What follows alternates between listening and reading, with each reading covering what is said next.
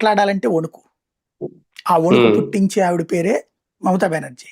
మమతా బెనర్జీ. కాబట్టి ఆవిడతో మీకేం కాదు. ఎందుకంటే ఎలక్షన్స్ అయిపోయాక అదేదో కొన్ని సినిమాల్లో 1-2 సినిమాల్లో చూసా, లేడీస్ మీద కక్షతో నుదుటి మీద రాస్తారు, చెక్కుతారు.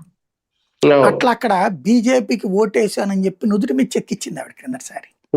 కొంతమంది మీద వాతలు పెట్టించింది, దారుణంగా హింస పెట్టించింది క్రిందటిసారి ఎలక్షన్స్. అందుకని ఈసారి కూడా భయపడుతున్నారు.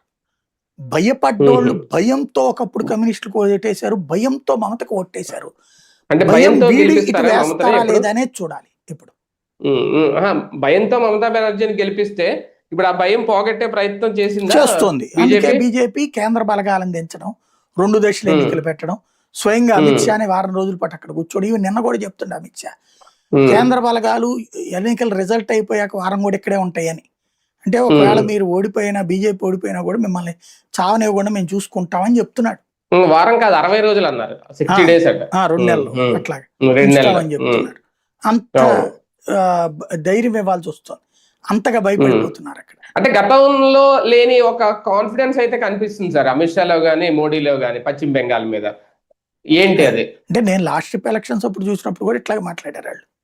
అట్లా ఏం లేదు, మేమే గెలుస్తున్నామని కూడా చెప్పారు, రాసుకోండి పోండి అని కూడా చెప్పారు. కాబట్టి నేనైతే బెంగాల్ విషయంలో మాత్రం